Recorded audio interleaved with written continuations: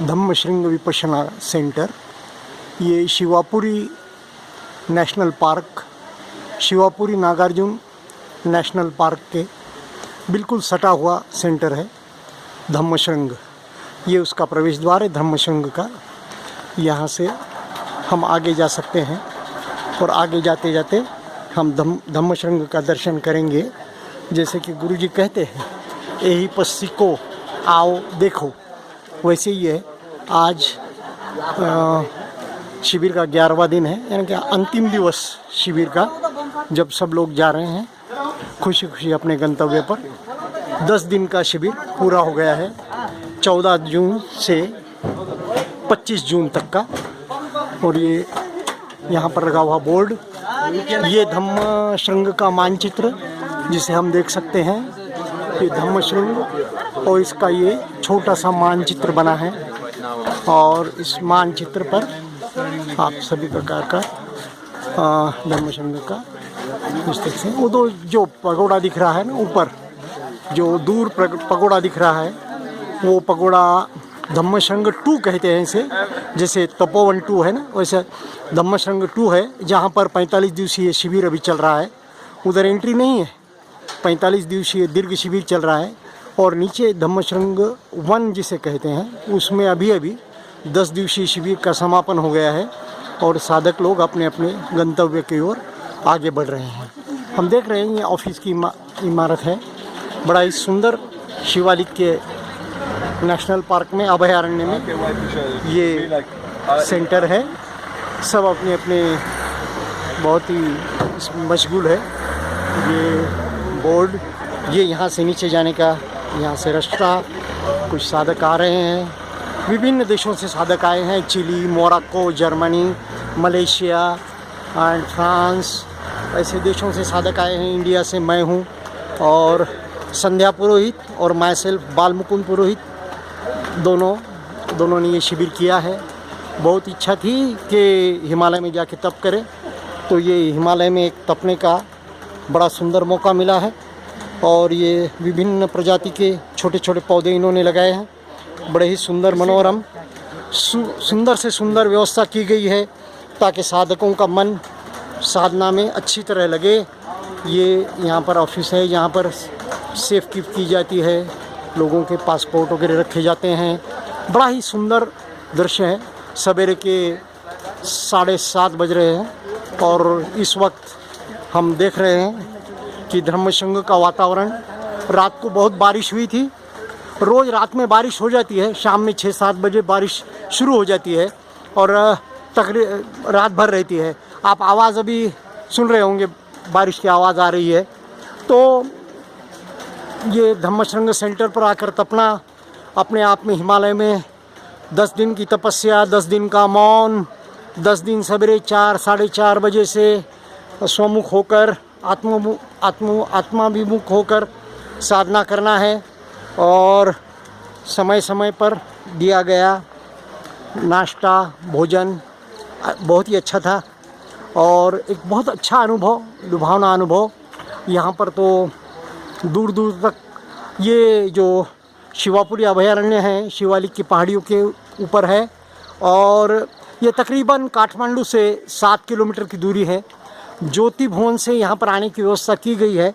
साधकों के लिए बस की व्यवस्था की गई है, उसके लिए कोई शुल्क नहीं है। और शिविर का तो आप जानते ही हैं कि कोई शुल्क होता ही नहीं है, कौन क्या शुल्क देगा और क्या लेगा, ऐसा ये शिविर है। अब ये आप देख रहे हैं, मैं आपको दूर से शिवालिक की पहाड़ियों का दर्शन करा रहा हूँ।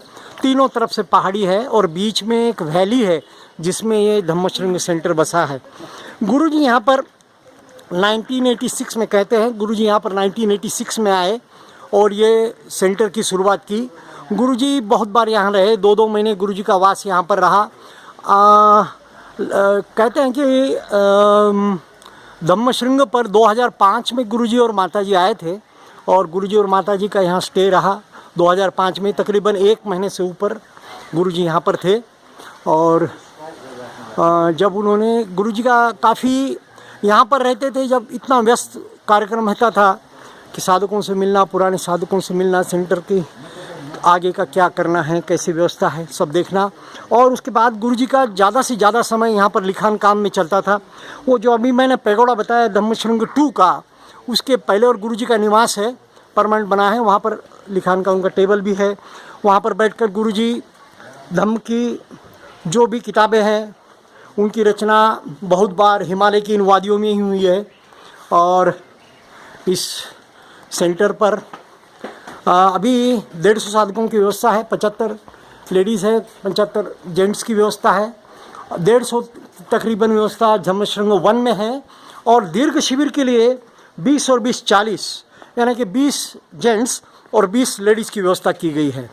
तो इतनी व्यवस्था यहाँ हो सकती है। पहाड़ियाँ हैं और कंस्ट्रक्शन भी बहुत कम है, क्योंकि कोई झाड़ी को, कोई पहाड़ों को डिस्टर्ब नहीं करना है, ऐसा गुरुजी का सिद्धांत है, धर्म का सिद्धांत है। तो 1986 से ये सेंटर शुरू हुआ है। और मेरे पीछे सूरज है, यानी कि पूर्व दिशा पीछे है पहाड़ की ओर से, और मैं ये नीचे नीचे वैली में उतर रहा हूँ जो पश्चिम की दिशा की ओर अग्रसर हो रही है। ये 2 3 4 धम्मा हॉल है, क्योंकि यहाँ पर नेवाली और नेपाली भाषा में अलग अलग प्रवचन और अलग अलग निर्देश वगैरह दिए जाते हैं।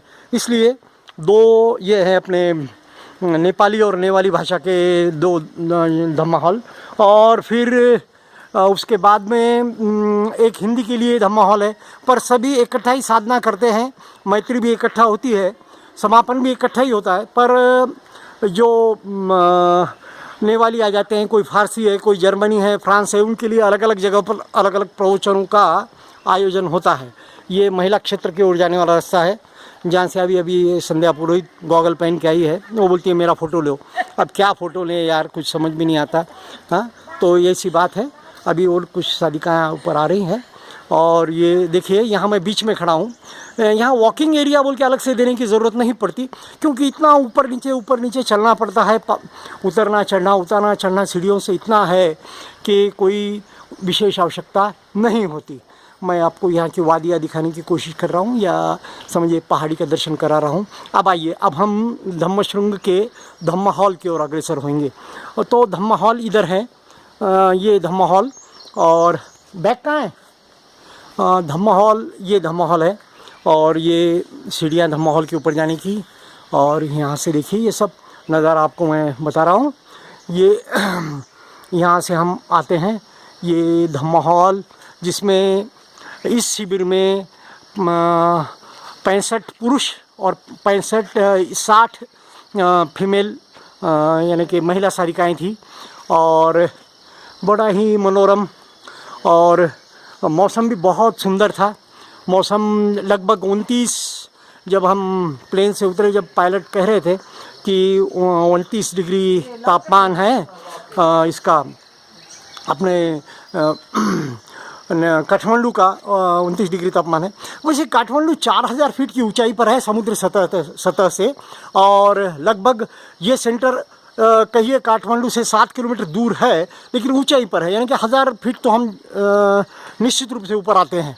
तो एक 5000 फीट की समुद्र सतह की ऊंचाई पर यह सेंटर है। बड़ा ही मनोहर, बड़ा ही सुंदर, बहुत जीवन में। और अब ये क्या डायरेक्शन दे रही है संध्या, तो कुछ लेना होगा, ऐसा है। ये ले रहा हूँ। ये हमारे धम्म सेवक जी है जो जा रहे हैं। क्या नाम है सर आपका?